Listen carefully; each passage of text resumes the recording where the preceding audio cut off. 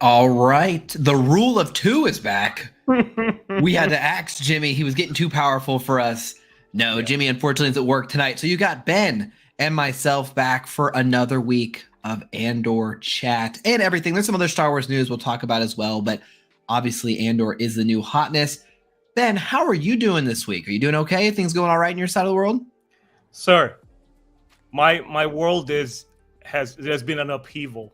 There has been an echo in my world. Something I've been clamoring since like very, very long time finally happened. Like I finally can talk about Star Wars in levels of excitement that I was unable to in a very long time. Like literally today's episode was so special, and I'm sure we're gonna have a lot to talk about it. Besides that, I also finally got my hands on some Steam Deck, and I'm gonna convert it to my mini Star Wars station. I have plenty of games on Steam. I don't know if you do Steam on I do. Yeah, I bought the entire like Star Wars retro collection. I'm gonna mess around with it. That's awesome. That's a good time. We see Jimmy here in the chat. Hey Jimmy, hope work is going okay. Well, Ben, before we dive into the kind of meaty content around episode 4, giving a shout out for all those in Florida impacted by the hurricane, and that was no joke. So if you are watching this from Florida, hope you and your family are doing okay. Hope the flooding wasn't too bad. That was a wild time. I have some friends down in Florida. I know it was quite a week. And beyond that, I do also want to call out, we are very close to some more High Republic. I don't know if you realize this, Ben, but next week, the High Republic returns. And I'm pulling up the release schedule here just for my own memory here. October 4th, yeah, Path of Deceit is being released. The first book of Phase 2. So we are starting to get back in the High Republic. It's been a while. It's been like since January since we had a new novel. So I'm excited to get back in. I haven't been reading a lot of Star Wars books over the last couple months. So it should be fun. Are you reading any Star Wars right now? Is there anything on your list? No, to be honest, yeah, I'm still taking a break. I still have 2 more books in the High Republic to cover. Those are young reader books, so I'm not too, sweating it too much. I've read all of the adult novels. Now, I know you are completely caught up, right? Yes, I am. I might be missing a couple comic issues, but I'm basically with all the mainline books. I am caught up. Fine. Yeah, as long as you're doing the books, I think comics are just an additional bonus. They do provide some interesting stories, but as far as the books are concerned, you're good. Yeah, I'm just taking a tiny bit of a break, and decided to shift lanes a little bit. I'm on my second Dragonlance trilogy, the War of the Twins. It's a very mega popular series, so I'm into that right now.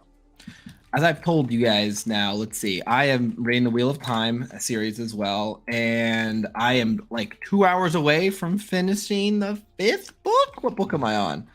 Let me see here. It is such a long series, man. It is so much reading. I will tell you what.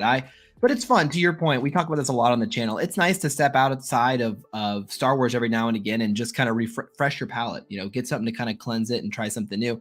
And today on Twitter, I saw some of the authors actually talking about that. Like, hey, don't need to rush our books. Read them at your own pace. Reading's not about rushing. And I feel like, someone who makes content and you make content, it's like, you want to be getting your thoughts out there because we're excited, number one. And number two, we want, to give our audience, an update on what we think. But, sometimes you're going to ruin the enjoyment of the book if you're just reading it as a chore. And that's something I've had to remind myself over the last year or so. Yeah. Okay, and it was book 4. I am. I'm even doing this with the episode that you guys are going to hear us talk about today. I didn't see it on the release date, and I was excited about it. It's not like I have any lack of excitement. Like okay, it's not happening today. I'm just going to watch it tomorrow at my leisure time, and I'm going to have fun with it. And boy, did I have fun with this episode. Yeah, if you guys can tell from the title, and if you've seen my review, I was a huge fan of episode 4. So I will warn folks right now, there will be spoilers from the episode here. So if you've not watched it yet, go click away, come back, check this video out later, and let us know what you think down below. It is the nice thing about Andor is I actually don't feel like I could spoil things for you that would ruin your enjoyment. Andor isn't built on I could describe a scene to you, but I don't think it would ruin the scene in a weird way. It's not like, oh, there's a big reveal or, it's really about the actual, about the tension on screen, the score, the full production. So that's one nice thing about Andor that's a little different from the other Star Wars shows we've seen, where it's not just about the big moments. And there are some cool ones in here, but it's more about the actual journey, which is a nice little change. I'm not as worried about getting spoiled because I can't watch them till Wednesday night. Yeah. So I know a bunch of folks stay up till midnight and they watch them right away. I can't do that. So for me, it is nice to not have to worry about people like spoiling the whole show for me, which is a nice change. But with that being said, if you are trying to stay in the dark, click away now. Okay, so let's start off with just kind of our synopsis view here. We're going to spend a lot of time talking about the episodes. Let's just start with like our quick thoughts. I will go first. I have a review out if you haven't seen it yet. I think Andor is off to an amazing start. I think episode 4 is actually the best standalone episode yet. Episode 1, 2, and 3 were kind of given to us as a package deal. But if you just made me watch one episode and wait a week, I think episode 4 was absolutely the strongest. And I have to be honest, through 4 episodes, I think this is the best show on Disney Plus. I'm not just saying just Star Wars. I mean, I'm including Marvel, etc. It feels adult and mature and bold in a lot of exciting ways. And for me right now, I think it's the best show on Disney Plus. Now, things could change. We got a lot of episodes left, but so far I am completely just blown away with how successful these first few episodes have been. All right, Ben, you don't have a review up yet. So this is your first time to be able to tell the YouTube fans your thoughts. So give it to us. What did you think this week? Josh, without even going into details and analyzing over this, remember, we constantly, you and I, when we talk about this, I tell you that I try to just absorb it emotionally, just get the thrill of it, and then kind of go back to it and analyze it and see what's up. And we always tend to do when a new show comes up and we get on board, when we start enjoying it, we sort of start comparing it. It's better than this one, or, it's better than that one. But honestly, what really, really thrills me is that I completely let go now. I don't have to be anxious about the show being good. Everything fits like a glove. Every component of this episode, and I agree with you, this one is by far the strongest one, but everything just works in concert so well. When we're going to talk about specific actors on screen, that none of their performances or dialogue lines feel like they're trying to imitate tension or imitate the kind of sobering and tough environment. It really feels from the ground up, from its roots, like it's really there. It nails it. Like you and I are both fans of the Westworld. You and I are both huge fans of, the Stranger Things. This captures that HBO kind of momentum that you're right, we haven't seen from Disney Plus show as of yet. Now, I can't speak to many shows as you have, because you watch tons more of different superhero Marvel movies and shows. I mostly stick in my Star Wars lane, but I wouldn't be hard pressed to agree with you that it just blows everything away. It's just on a different level, like texturally, like the way you look at it, it's like, I completely felt let go. Like, that's it, Ben. This is what you've been asking for. And we have Jimmy in the chat. For those who don't know, he is interacting with us here, and I'll just read his kind of thoughts here. He said Andor is off to a phenomenal start, and it has a death grip on him. He is just in love with it. And we got some fantastic moments in episode 4, and Stellan's performance. Wow, I agree. The acting across the board, and we'll dive into that in a second, has really, really impressed. And to Ben's point, the dialogue feeds into that. There is, when we talk about Star Wars for adults or mature Star Wars, it seems that some people think like, oh, like bloody and gory and nudity and language. It's like, okay, no, like tonally and subject matter, can we make it, mature? And this feels like that. And I want to give huge credit. I know I'm the Disney shill here, but I do want to give credit to Disney for making this show. Because look, for you guys know I'm a big Kenobi fan. I'm a Mandalorian fan. Ben not as much. But what I do love, and we can both agree on, is they've given us a lot of different types of shows on Disney Plus. Oh, absolutely, in particular, you've had Visions and now Andor, which go way against the formula, but reach a whole different kind of group of fans. And I think that's really exciting, and they deserve to be praised for that, because how this show is trending, and I actually think it was a really good idea to keep it to 24 episodes. I'm not sure 5 seasons of this really would maybe a fit. It feels like they're going to be in a tighter, crisper format, and 24 episodes I think is going to be a really good sweet spot. It's just encouraging to me that these kind of projects are getting greenlit and they're getting made. And I know it's not going to get the same kind of buzz that Kenobi would. It won't maybe get the hype that Mandalorian was, but that's okay. Not every show has to be a giant crowd pleaser. There are spaces for these types of stories in the Star Wars universe. And so it's extremely encouraging. And I hope it leads to more experiences like this in Star Wars. So kudos to everyone involved on the project. It is really, really good. Now, let's talk about a couple of the technical aspects. I want to start with the score because I think it's a big point of contention and something I feel really passionate about. I've seen folks online and some come in my comments and talk about how they don't like that the score doesn't feel very Star Wars, which is fine. Everyone's entitled to kind of their preference. But for me, I actually view this as a huge positive. I love that when I'm watching this, it's like I'm watching this kind of adult sci-fi with similar visuals and areas I know and terms I know and planets I know, but there's not those same kind of iconic, John Williams themes or very reminiscent of that classical. There's this kind of tension-filled, darker tone, and there's the way it blends with the shot, specifically in Coruscant, I think is powerful, and it's amazing to me how much changing something, just like the score, can completely give you a whole new perspective on the Star Wars galaxy. So I absolutely love that it didn't go with the safe kind of standard Star Wars music. It's got this like 70s kind of, it's got the right vibe for me. Exactly the same way, yeah. It's got the right vibe. What do you think about this score, Ben? Go ahead.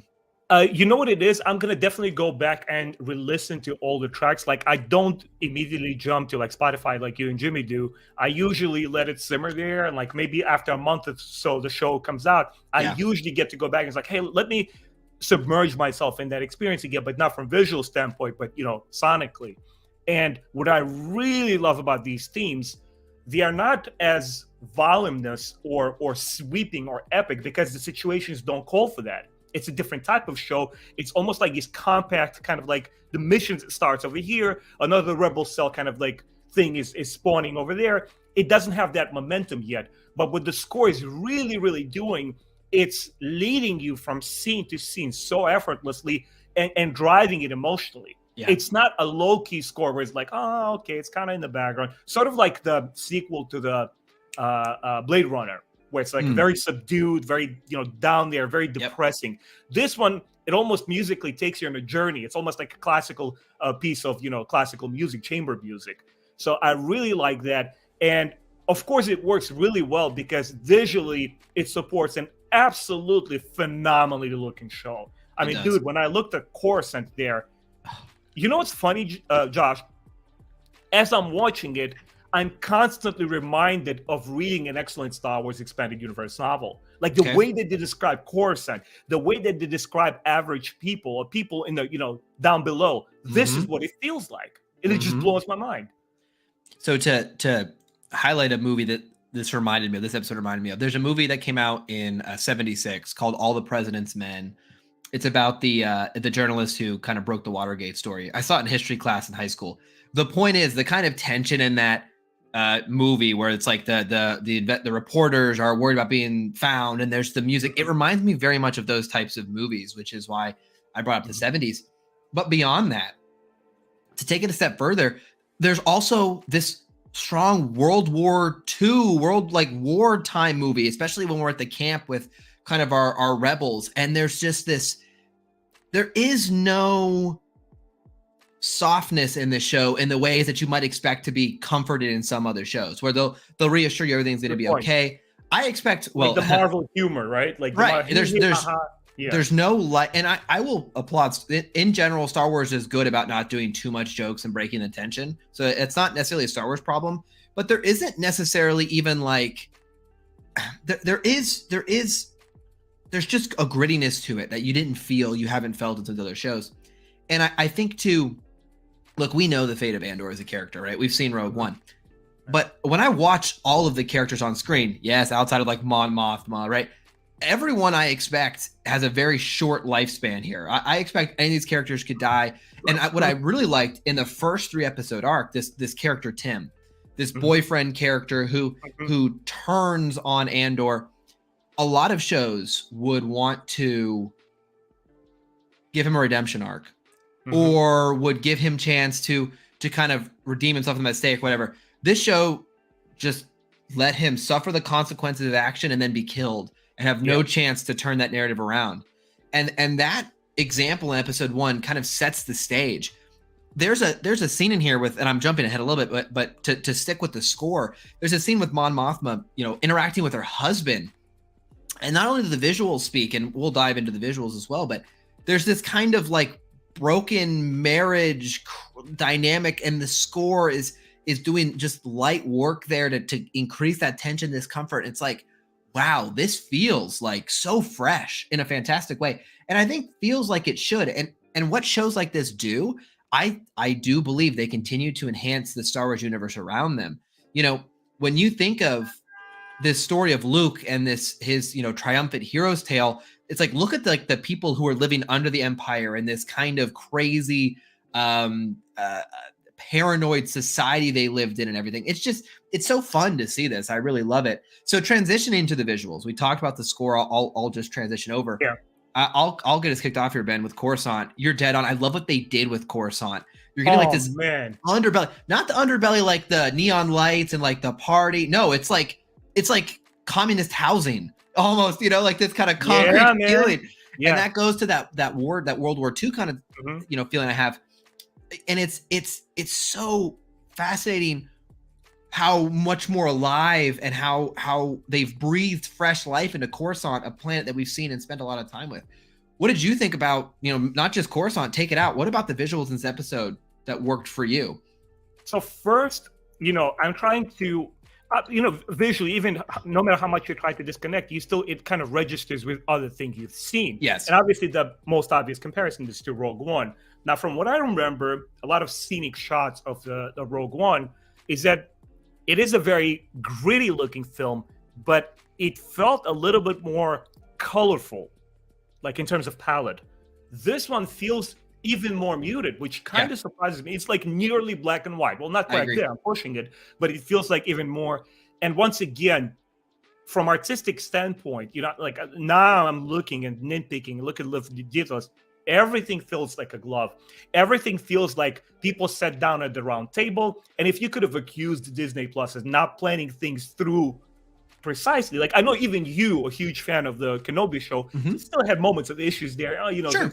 Yeah, it's not a perfect show. Handled better. Exactly. Here, so far, it feels like all the visuals are supporting it. And what I really enjoyed about it, it puts me in a place.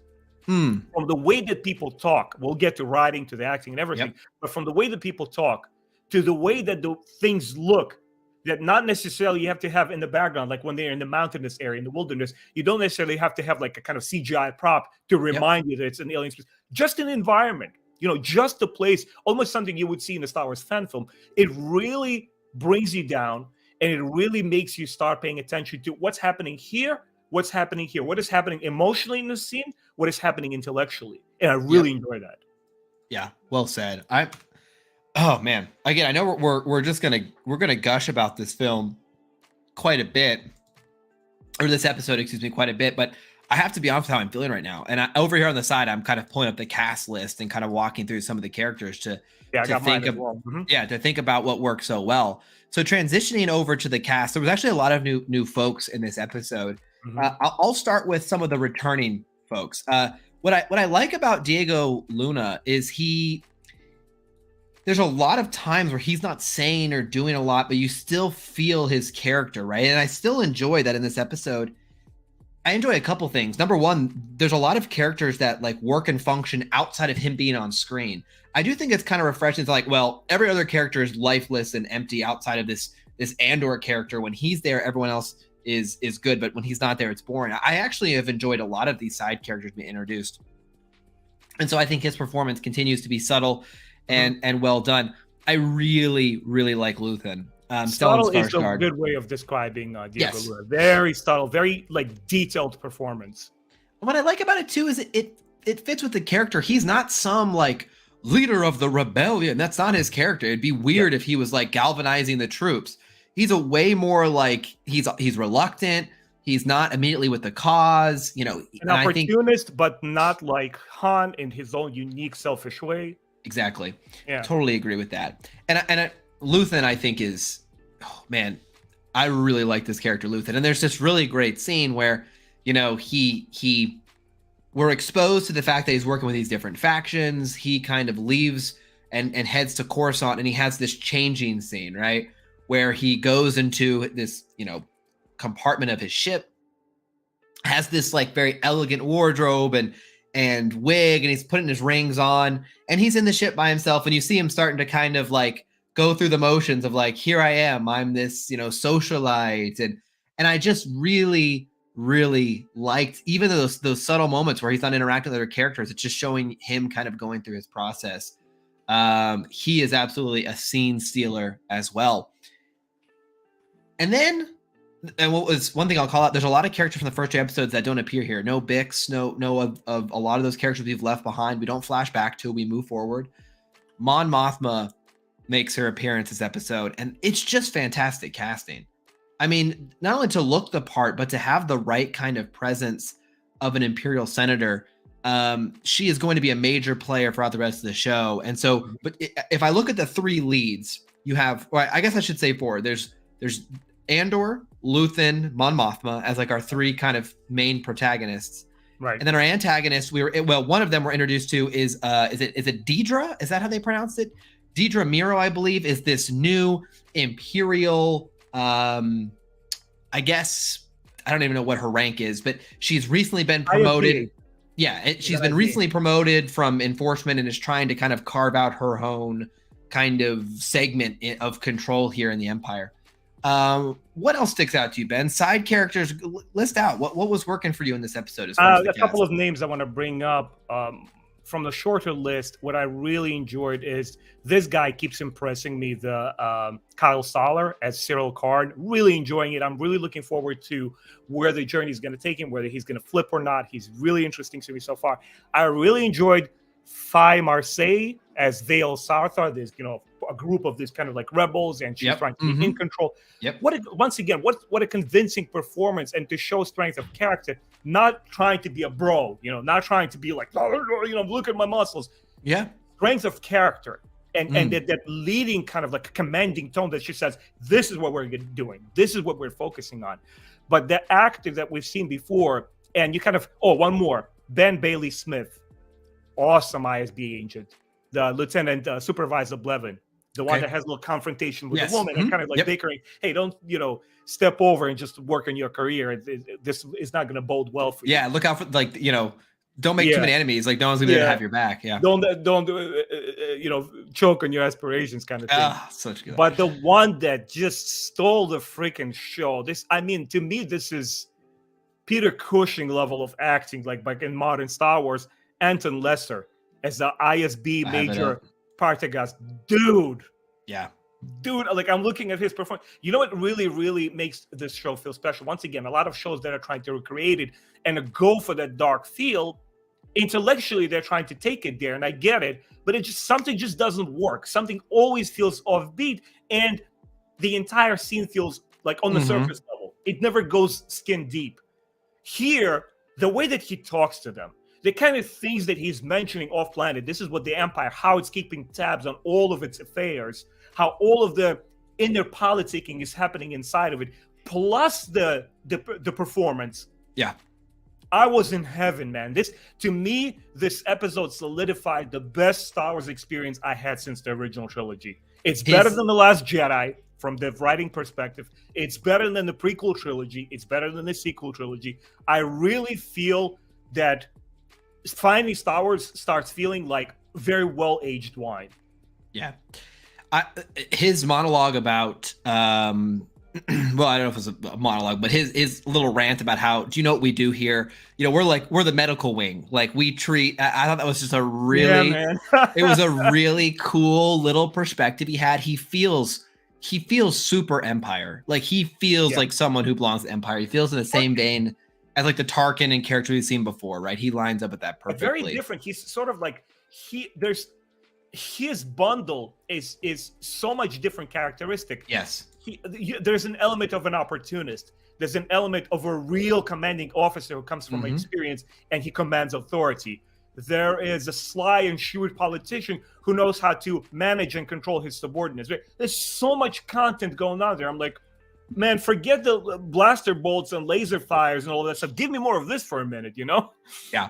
His performance, wasn't in a ton of scenes, but what was very commanding on there, very efficient, and I really enjoyed it. He was also in Game of Thrones. He was one of the he was in the On the he wall, was at the right? wall. Yeah, he was at the wall. I'm trying to remember his name, Mm-hmm.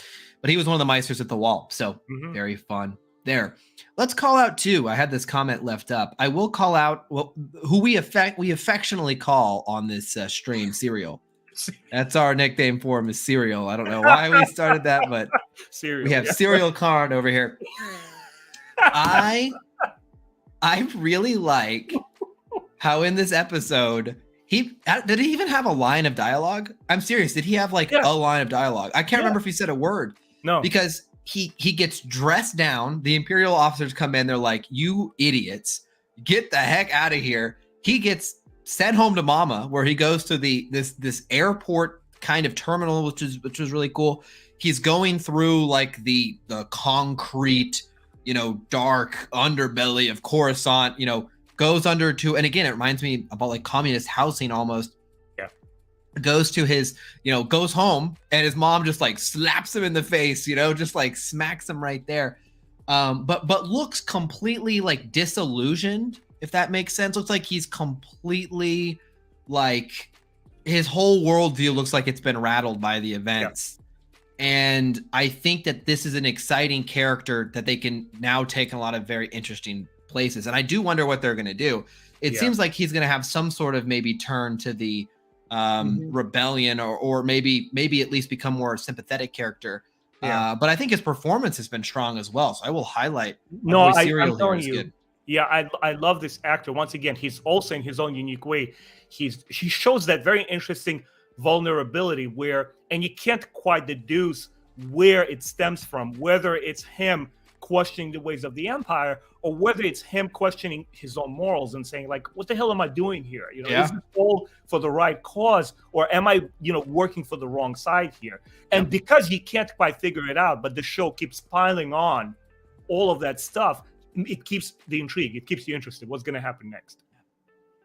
Good performances all around. And it's exciting to me that you can introduce a lot of new characters and they can instantly be successful. We talked about, and I'm blanking on, I had it pulled up, but we talked briefly about Perrin Firtha, which is Mon Mothma's husband, which is like a total kind of curveball for me. I didn't know.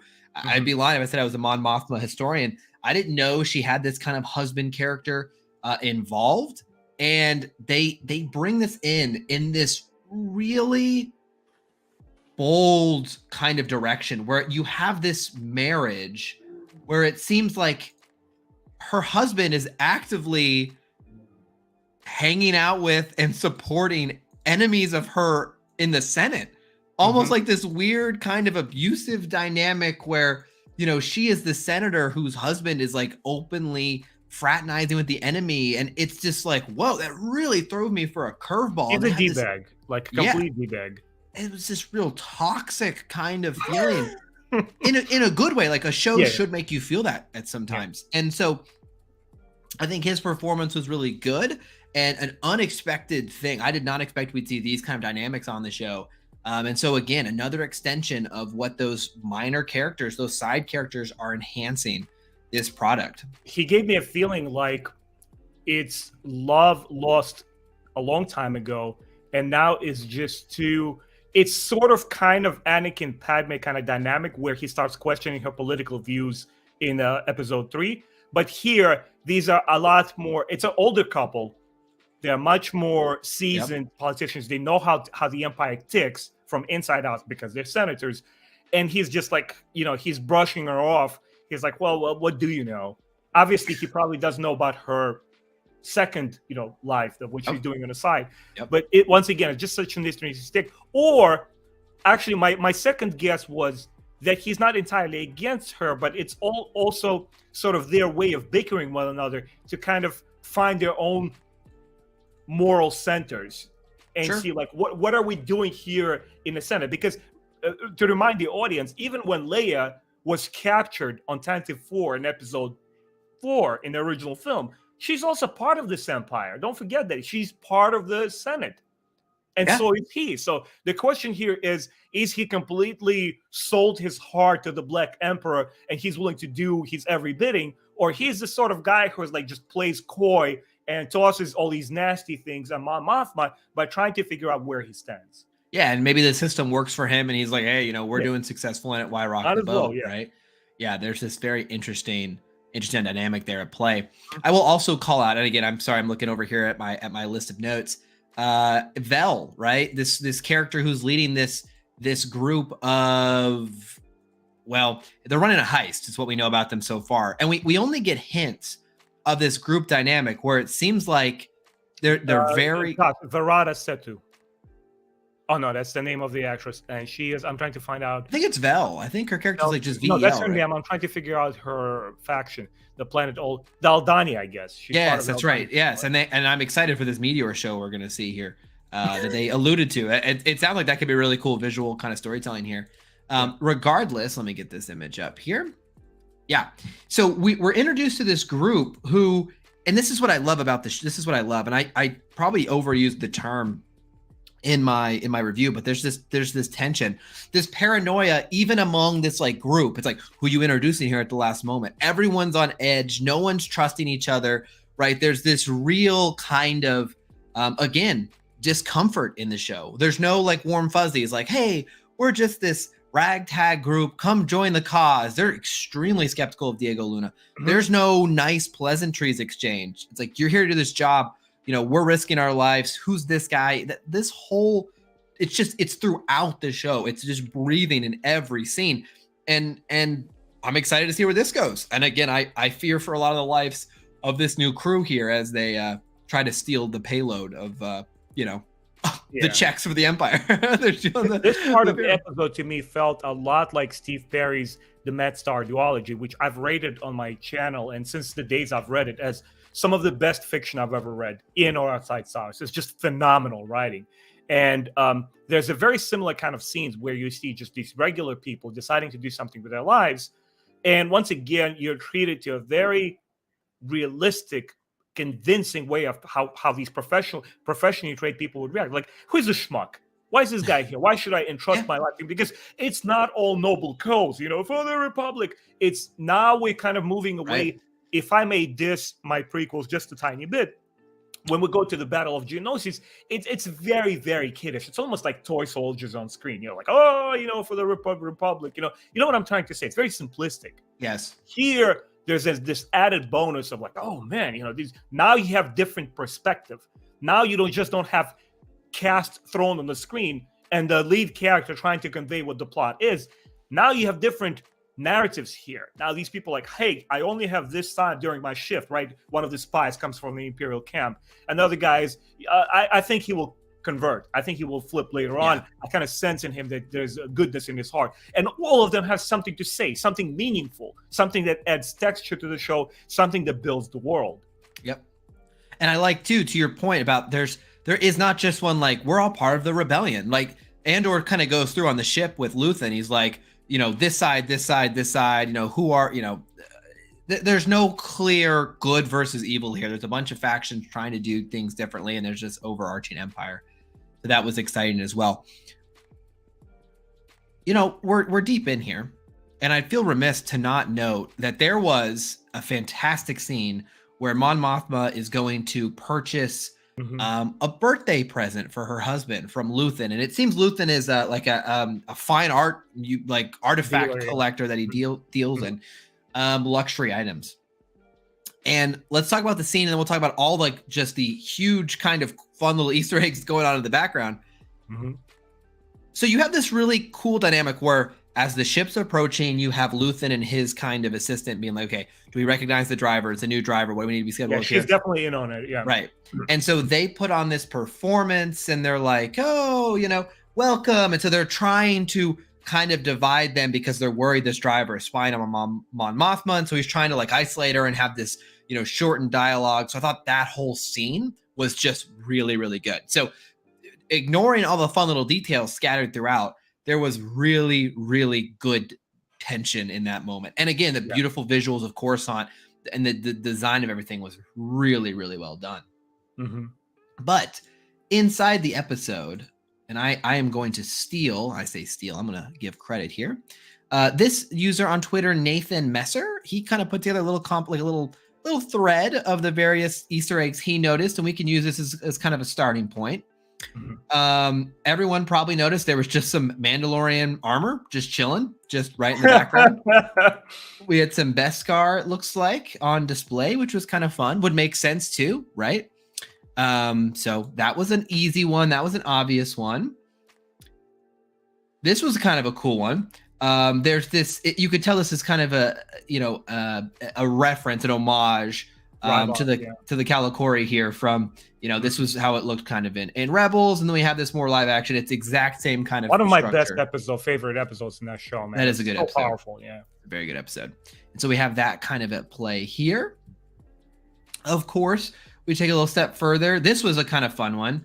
So they show these little panels here with like the fists and it's like they're showing, this is the exact panel here, right? We see it kind of broken up in these segments. Yeah. And of course, that is to represent the whole world between worlds. We have like the father and son and the daughter and all that. And then the sequels will be canceled.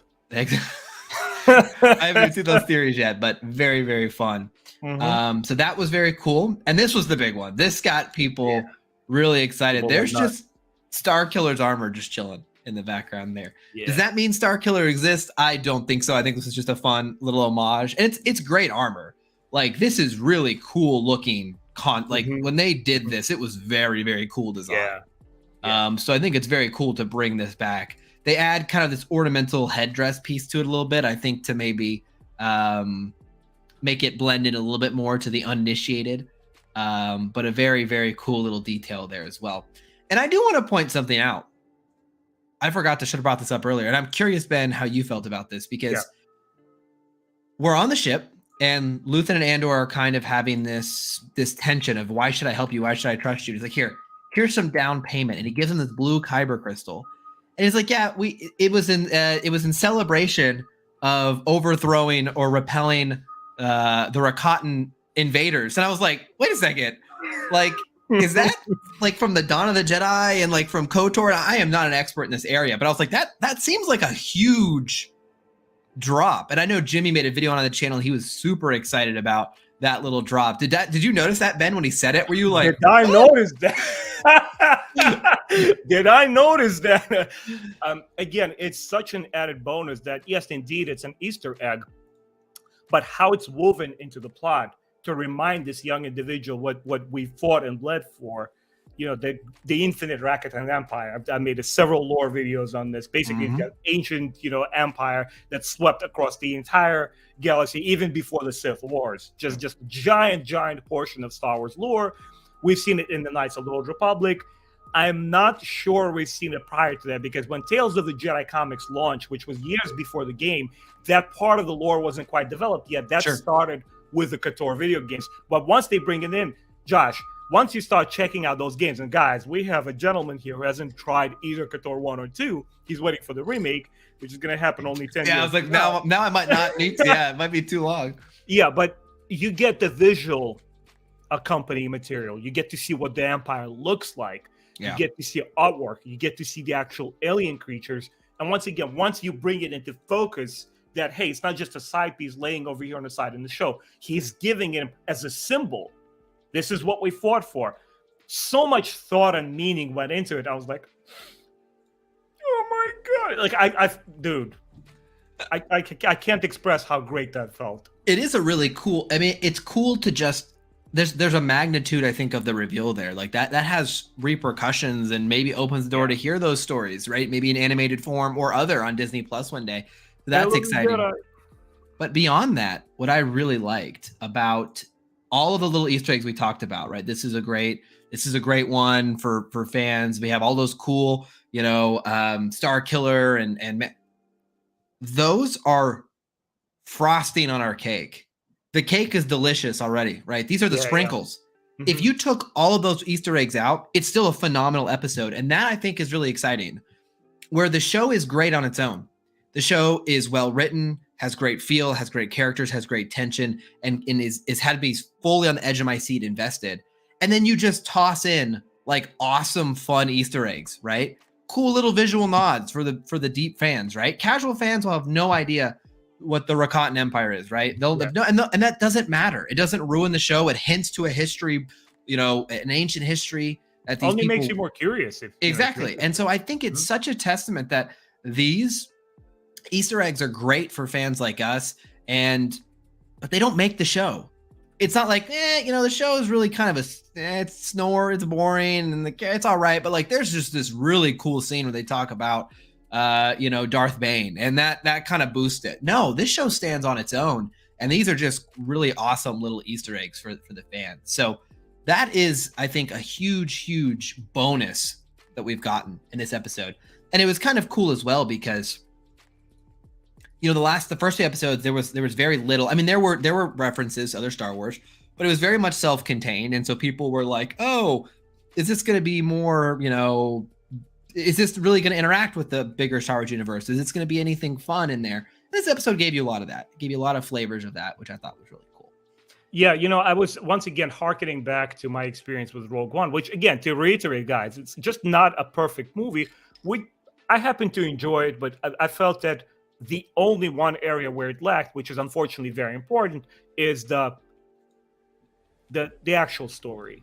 It felt like it was trying to hit all of those beats. And guys, I think it's worthy to remind everyone that Rogue One has been in the workings for long before Disney purchased Star Wars. For over 11 years, it was pitched by one of the ILM workers, and it's an idea that they wanted to have a spin-off of episodes based on the X-Wing novels, that we want fighter pilots and we're kind of like this gritty war theme. And then we got the movie, and now it feels like we're having an extension of that through a show, which I wouldn't be surprised if some of these story treatments were available years before and they just reworked them and made them into a show. What I'm trying to say here is that if the Rogue One always felt like it's so near those gravitas, but it never hits the notes. There's several key moments which were very impressive. When Andor kind of like tells Jen Ezra, I've been in this fight. Where have you been? What have you done for this rebellion? And another one where she sees her father's hologram in Saw Gerrera's vault. Not vault, how do you say it? The base. Yeah. And she has that very heartfelt moment.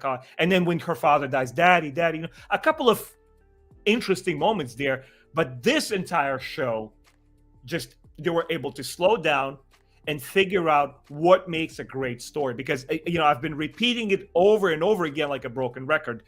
Lightsabers and blaster fire and CGI effects, they don't enter your heart.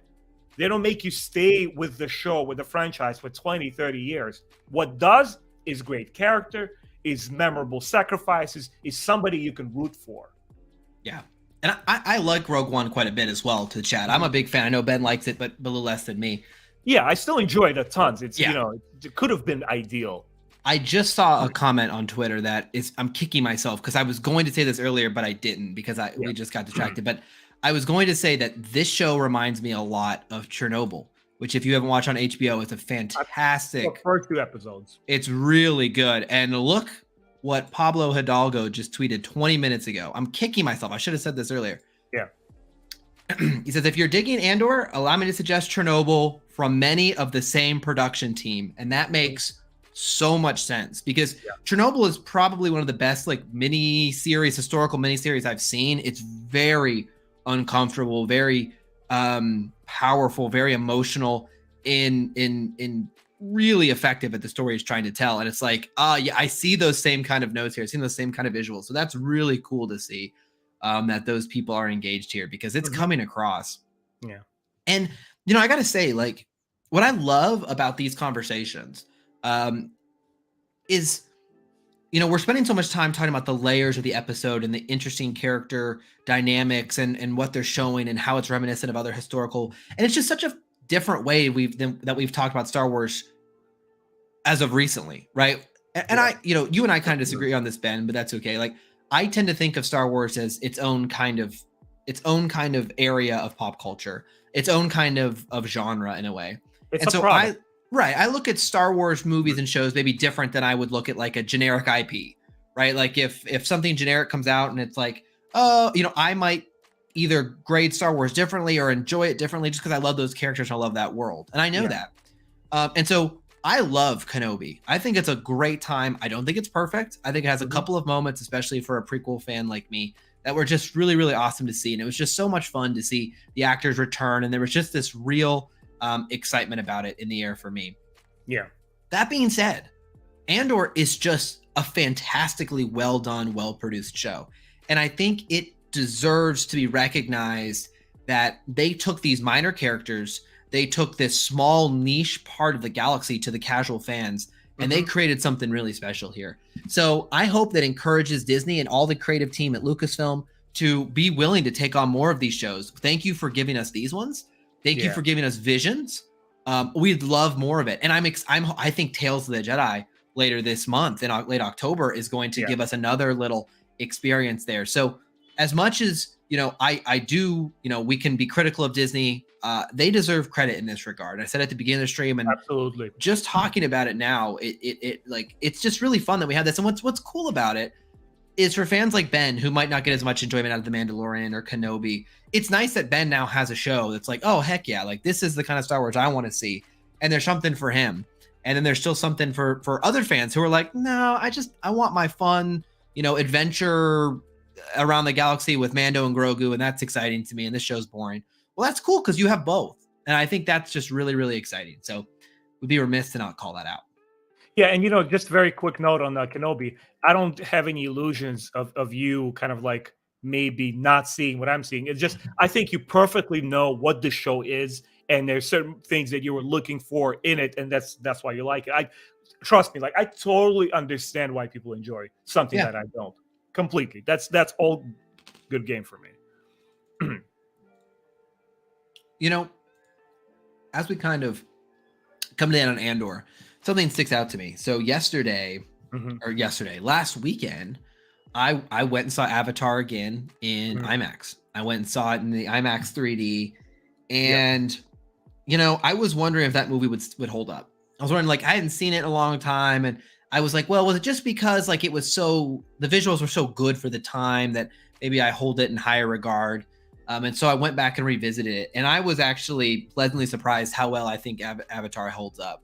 And there's a certain, what I was thinking about leaving the theater is there's a certain brilliance in the movie. What I mean by that is like there's a handful of known actors, but honestly, it's mainly actors who never really did any huge roles after that.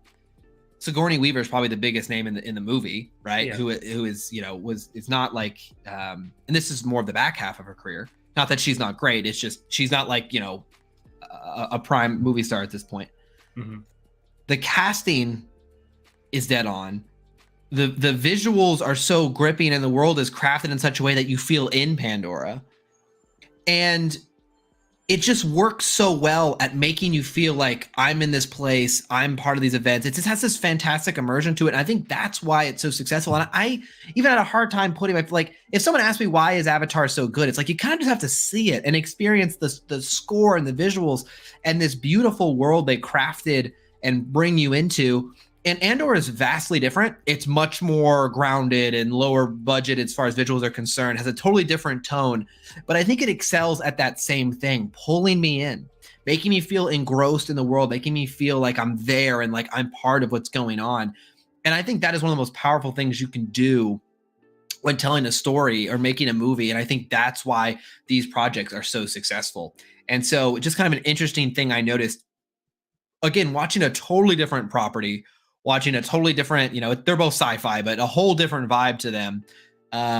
That's what works. Doesn't matter if you're telling a sad story, a happy story. If you can pull me in, if you can make me feel like I'm there with these characters, you've got a really successful show or movie on your hand. And so that stuck out to me as kind of an interesting parallel. You're on mute, by the way. You're muted. Sorry guys. Yeah, I had a little bit of outside traffic here, living in Manhattan City. But you don't have to have a timeless classic or immaculately written movie on your hands, which I would argue that what works best for Avatar is that it's a simple story where all of its gears just work well together. They all fit. It's not an ideal movie. It's not the best of James Cameron's work, for obvious reasons, but it just works. It just works. $2.7 billion because something about it just people connected with. And there were a lot of back and forth between, oh, it's just Dances with Wolves, or, it's just other story being told before. My friend, if it didn't take with the audience, I know it had a huge response all over South America, because for obvious reasons, connection to Amazonia and how government was deforesting and stuff like this. Yeah. And in other parts of the world, it's a simple, timeless story that people connect with that is filmed competently. That's all you need, right? It doesn't have to be 14 Oscars like Ben-Hur, 1962. It just has to be confident enough, and you got it. Got a good score, good visuals, and everyone's even though the casting is sometimes like caricatures, like I'm forgetting the main military guy's name, but he's like the perfect stereotype of like the 80s, like Lance, right? Yeah, Stephen he's Lance. like he's just perfect. He's just perfect, is it? Like, it's just like it just works. Like even if it's a little hammy, it's just good. It's just good in all the ways you want it to be. And I got to be honest with you, I'm very excited. Like I'm even more excited for the sequel now, just being back. I'm like, man, these visuals are. I'm like these visual and the score. There's a couple score moments in particular. I'm like, man, I remember why this movie did so well. Takes me back. I would say in a way it captures the spirit of the original Star Wars, where when George was saying, I wanted to make a fun movie, that's what Avatar is. Even though it's a war film, you have, you flying around on the, dragons, and there's a lot of oceans and beautiful scenery. Like how cool would it be to momentarily control this huge, 2-meter tall alien creature? There's a lot of playfulness to it. Oh, very. Mm-hmm. And it is fun you're right. It's like how Star Wars, I think of it in that same way, where Star Wars kind of introduced all these different type of technology and crazy practical sets and uniquely designed characters, and that's why it's so successful. And in that way, when Avatar came out, those visuals were like the best anyone had ever seen, and the 3D was by far the most immersive, right? The best probably use of 3D still, where it doesn't feel like a gimmick, it actually felt like engrossing. And so, anytime you pioneer something and do it well, like Star Wars did, or like Avatar does, you have a recipe for massive success. Yeah, and I know you're a huge CGI fan, so am I, but it really begins to work when there's a heart behind it. That's fair. When you're looking at not at the CGI work, when you're looking at character. And this is what I will defend to the end of days. As not the biggest prequel fan, Jar Jar was a pioneering full digital actor on screen that you could respond with. How do we know this? A generation of kids who grew up with him and just thought he was funny. He was cute. He was silly. He elicited emotion. That's what he did. As an adult, you could debate 100 different ways how he, doesn't fit the style of the film. That's all. Put it all to the side. Look at Watto. When you look at Watto, another fully digital actor, it makes you feel something. This is where the heart and soul is of CGI work.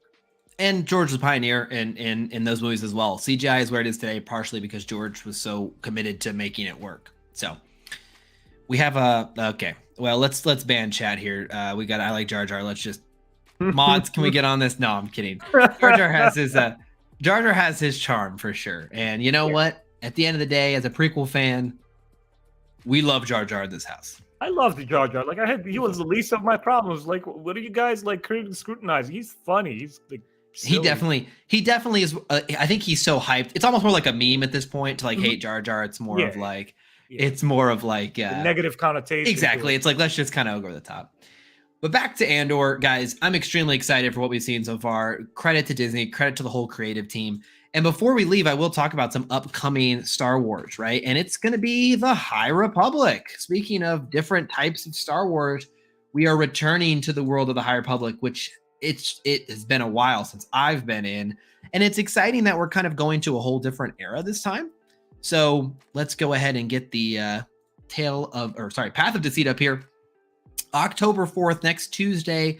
I am extremely busy next week. So unfortunately, I'm probably going to be behind reading, but I'm extremely excited that we're back. And it's nice that we're kind of I like that we're getting some new characters in, even though I really enjoyed phase 1. We've been away for a while now. Let's get a whole different taste. There seems to be kind of this kind of I'm going to use cult. It's kind of like Force cult being introduced here, which could be really exciting. And that's where I am right now as a fan. Like, I'm ready for these books and these shows to just give me something new, give me something fresh. So much of the stuff we watch today feels same or that we read can feel samey. So it's really exciting when Star Wars can surprise us. And so that's coming out next week as well. Mm-hmm. I'm just not entirely sure how this is going to work out. I wasn't entirely convinced if we need, changing of timing or go back hundreds of years. Yeah, I don't know if I'm going to like it, but once again, I trust the authors. So far, to me personally, every novel I've read has been a banger. I really enjoy them. I trust them to do what they want to do with it. You need to have an element of like just being receptive and saying, "Hey guys, just throw it at me and see what I like." I think, and again, this might offend some folks in the chat, but this is just kind of how I feel personally. Even though I love these books, Star Wars books and other fantasy books. I read a lot of fantasy books as well. Guys, when he says reads, he actually means I listen. Yeah, I'm sorry, not audible. I listen. That's a fair point. Sure. Star Wars books can't hurt me the way, like, I go in pretty open-minded, and if they're not great, it's okay. Like I'm more willing with books to just be like, nah, wasn't for me. I'm forgetting there was a novel or two in phase 1 that I just was like, nah, not for me. Like it was, there's definitely an audience out there for it, but it's not for me. And I like that about books. They feel kind of freeing almost. You don't have to, I don't know. It doesn't have the same sort of online kind of fighting and you got to justify your opinion or, there's not that with books. And so it's kind of peaceful to just be like, oh, I read this book. I really liked it, or I didn't. And I don't have to like go to war about it. I like that. It's kind of refreshing versus what happens with TV shows and movies. It just feels different.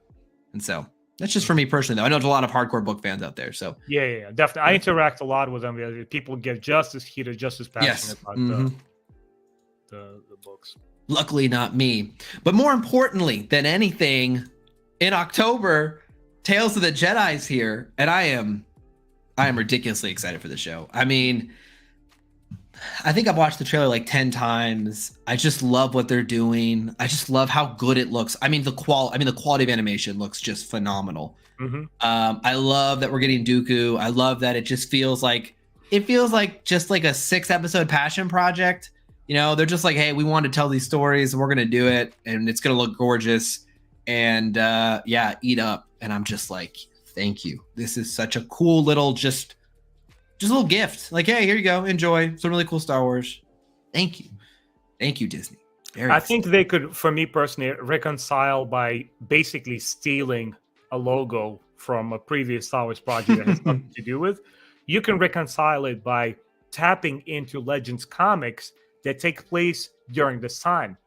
Shatterpoint, Mace Windu, or even the canon ones like Dooku, Jedi Lost, and give us some connection that has the kind of parallel, similar feeling that we got with the older Tales of the Jedi. So perhaps you're not dealing with the same old time period, but at least what you're doing is you're using it in a similar fashion where you're telling us the stories or in between chapters that perhaps took place during the Clone Wars or before that time when Dooku converted, became the villain, when he was part of the Jedi Order. That you could do it this way. I'm personally mostly invested. It's interesting that you brought this up. I get enough of my Ahsoka. I'm obviously going to enjoy those episodes as well. But if I were to pick 2 characters, it's definitely Dooku is number 1. He's after Dooku Jedi Lost, he's become my favorite prequel character. He's dope, man. Yeah, as far as Dooku. Oh man, that move! I'm telling you that audiobook experience, because you recommended it to me that I listened to the audio version of it. It was just a transcending moment for me. I couldn't believe how freaking good it was.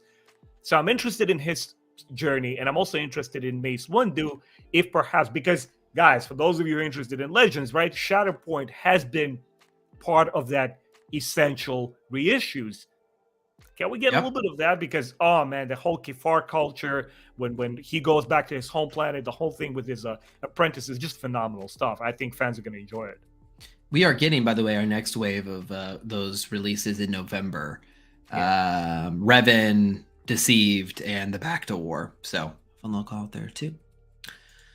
All right, guys. Well, another week of new Star Wars. It's fun to have something to talk about. And it's fun to have something to talk about that we're all excited about. That makes it really enjoyable when all these different fans are getting together. It's really fun as opposed to maybe some of the other negativity that can happen as fans. But what did you guys think? Let us know down below. We appreciate you guys stopping by. Make sure you check out Ben's channel if you haven't. Ben, is there any, I think recently on the channel, you've released some really good podcasts. Anything else coming up in the future you're getting ready to reveal, or are you keeping things on the Not really. I was just honestly being on the low key side. I have weeks where like I really push forward. I just released my new version of shorts that I've been doing. I don't know if you checked them out, where I do like the Versus series, where I just propose two polar opposite ideas and tell you guys which one I think is better, and then you get the chance to respond. So if you're interested, check that out. Yeah, I'm just not sweating it too hard. Like I'm just like in that writer's block. Like, oh, okay. Like I didn't even post a review for this one show just yet, but yeah, just having a good time, man. Just relaxing a little bit. But I'm definitely looking forward to our chats every week on Andor and other things. Yeah. We got to get Jimmy back on track next week. Sure. Hopefully, his situation gets resolved and stuff like that. But yeah, it's just fun, man. This is a good moment to be a Star Wars fan, where I finally could sit down and take away all my jadedness and be like, Ben, you have arrived. You're home. That's right. I love to hear it. And again, everyone affected by the hurricane, hope you guys are doing well. I hope everything's going okay for those folks in Florida and across the world. I'm sure there's all sorts of, I think there's typhoons going on around the Japan area as well. So if you're out there, hope you guys are being safe as well. So thank you guys for stopping by. We appreciate all your support. We'll see you next week. See y'all again very soon. Take care, guys.